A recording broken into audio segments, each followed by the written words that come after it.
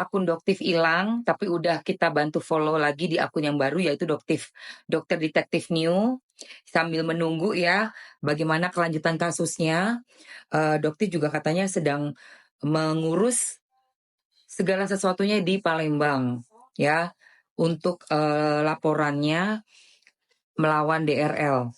Ya, DRL kan melaporkan Doktif di ini Jakarta Selatan, Polres. Dan akibat dari laporannya itu ada yang disita yaitu handphone dan akunnya Doktif di TikTok. Padahal nggak ada hubungannya ya teman-teman ya dengan kasusnya. Nggak ada hubungannya sama sekali. Lucu ya tapi diincer akunnya. Tapi insya Allah nanti Doktif pun akan melakukan hal yang sama. Untuk DRL siap-siap ya Lubo ya. Cus. Eh, untuk besok kita ada Pengadilan Negeri Jakarta Selatan pidana. Jadi ada perkara pidana pertama kali bakal digelar. Nah ini kita akan lihat apakah DRG datang atau enggak. Sepertinya sih datang karena ini kan perkara pidana yang dia laporkan ya guys. Kalau perdata kemarin dia kan nggak datang. Karena perdata yang melaporkan Niki. Nah dia nggak datang deh tuh. Nah sekarang ini pidana harusnya sih dia datang. Karena yang terlapornya Niki insya Allah katanya sih datang besok. Jadi aku akan pantau juga untuk besok ketemu sama teman-teman juga yang memantau kasus ini. Hai Sweetie. Welcome Sweetie. Arahin ke sini kan ya. Gitu ya. So doain aja semuanya akan baik-baik aja. Segera selesai kasusnya. Udah bosan juga ya bahas kasus ini. Selain itu, selain kasus skincare melawan para pengusaha-pengusaha yang bandel ya. Ada juga kasusnya dari Feni Alberti melawan Akas.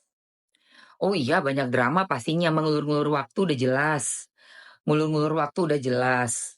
Terus ya ada banyak udang di balik bakwan. Kita semua udah tahu lah. Intinya udah tahu. Ya kan? Makanya perjuangan ini tuh memang berat ya. Tapi kita semua yakin kalau kita berserah diri, minta sama Allah untuk menunjukkan kebenaran itu tetap ada. Pastinya Allah nggak tidur. Mudah-mudahan memang benar-benar akan ada balasan yang setimpal dan secepat-cepatnya terjadi. Itu karena udah pada bosan dan pada males dan pada enak dengan kasus-kasus yang gak jauh dari korkor, ya. Duit lagi, ngelihat tumpukan duit bergunung-gunung. Sementara kita sendiri semuanya harus berjuang mati-matian hanya untuk sekian rupiah. Itu yang membuat cukup muak gitu loh. Ngelihat drama, nontonin drama. Dan orang tuh serakah, kalian tahu? Banyak orang yang sangat serakah di dunia ini. Contohnya, seorang suami sudah bercerai dengan istrinya. Sudah sekian tahun bercerai dan dalam perceraiannya itu sudah membagi harta gono gini. Tapi dengan kekehnya, entah setan apa yang masuk di kepala, mau mengambil harta gono gini yang sudah diberikan kepada mantan istri. Sementara si suaminya itu sendiri sudah punya rumah dan sudah sepakat rumah ini buat dia, tanah ini buat dia, dan sisanya 1 biji rumah untuk mantan istri. Tapi karena keserakahan, na'udzubillah min zalik, itu pun mau diambil. Dan sebagai seorang mantan istri yang gak pernah bekerja, yang hanya ibu rumah tangga, kamu tahu narasinya suaminya itu apa? Dia bilang, tidak pantas seorang wanita yang tidak bekerja mendapatkan apapun dari suaminya. Padahal sudah melahirkan 4 orang anak, berumah tangga 40 tahun. Mau diambil satu-satunya rumah dalam 40 tahun itu pun masih kurang saya rasa ya. Untuk seorang ibu yang sudah melahirkan, mendidik anak-anaknya dengan sangat baik. Tidak akan dihargai sepeser pun karena si suami yang bekerja. Dia menganggap dia bekerja itu full uang dia. Padahal pada saat dia bekerja, si istri di rumah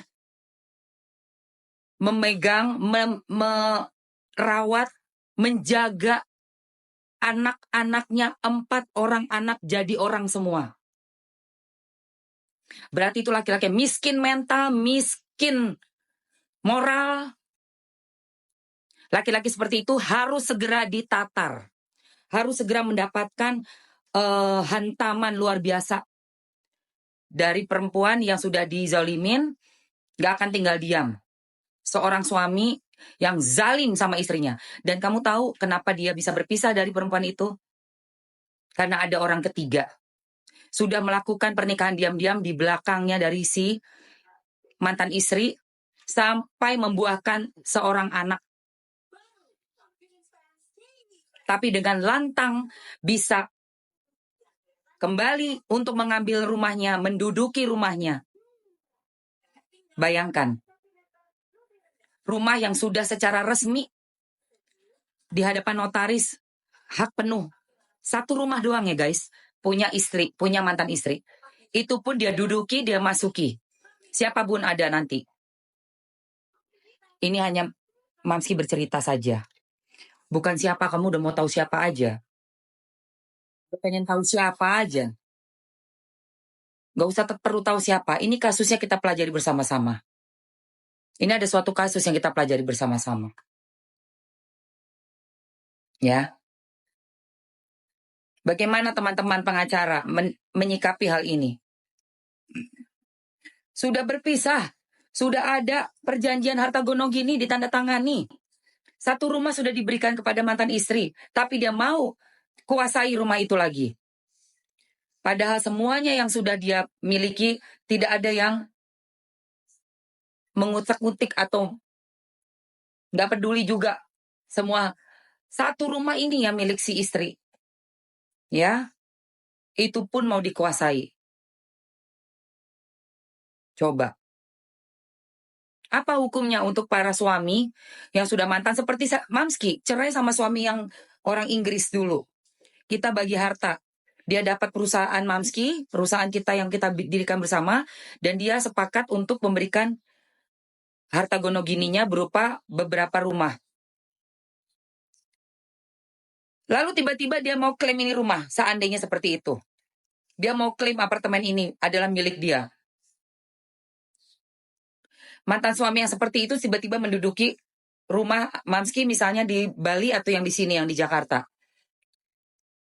Apa nggak gue laporin ke polisi orang kayak gitu? Orang yang nggak tahu diri. Ya, seperti itu, Say. Dan ini tuh terjadi. Sering ada banyak terjadi.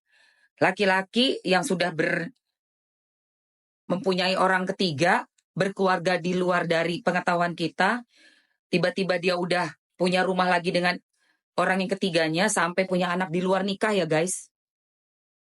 Ya kan? Itu di luar nikah. Masuknya itu anaknya anak apa? Yang lahir tanpa pernikahan resmi. Dan saat nikah siri masih bersama dengan istri Syah. Setelah itu, dia sudah berikan juga tunjangan-tunjangan. Ada rumah lah, ada untuk usaha lah, ada segala macam dia berikan. Menafkahi juga anak-anak dari yang istri di luar nikahnya itu. Istri tidak resminya itu. Lalu dengan istri Syah setelah berpisah, satu rumah. Itu pun mau diambil. Itu pun mau tidak mau dia mengakui bahwa sudah Syah itu punya istri yang lama, yang pertama. Coba bayangkan. Ya, hal seperti ini pasti akan kita sama-sama musnahkan ya orang-orang yang seperti ini. Oke? Nggak ada cerita Mamski. Mamski akan bela perempuan siapapun. Dan untuk para pengacara-pengacara, iya itu kena pelet. Peletnya apa? Itulah yang itu, pelet itu. Pelet terasi, tau nggak? Namanya pelet terasi. Jijik sekali ya guys. Pelet terasi. Oke. Supaya para suami betah ya di rumah ya. Tapi saya nggak ada alasan loh guys. Namanya orang menikah. Dia juga badannya amburadul setelah menikah, laki-laki. Biasanya perutnya membuncit. Muka juga kendor. Ya kan? Gigi juga nggak tahu kemana-mana. Tua. Berapa puluh tahun nikah, emangnya lu pikir badannya bagus? Badan nggak tahu kemana, gembung nggak tahu karu-karuan. Ya kan? Tapi kita tetap lah ya, kita jaga badan kita, penampilan kita, oke? Yuk, Mamski punya nih. Nah, ini guys, teman-teman. Teman-teman, setuju Mam perlindungan hukum buat istri sah? Yes, itu wajib ya guys. Paket mamaku udah nyampe tadi. Thank you kakak Ermits. Udah ya, buat mama ya. Harusnya dibuat undang-undang ya buat pelakor terbukti salah hukum penjara baru pada kapok. Sudah ada hukum perzinahan, say.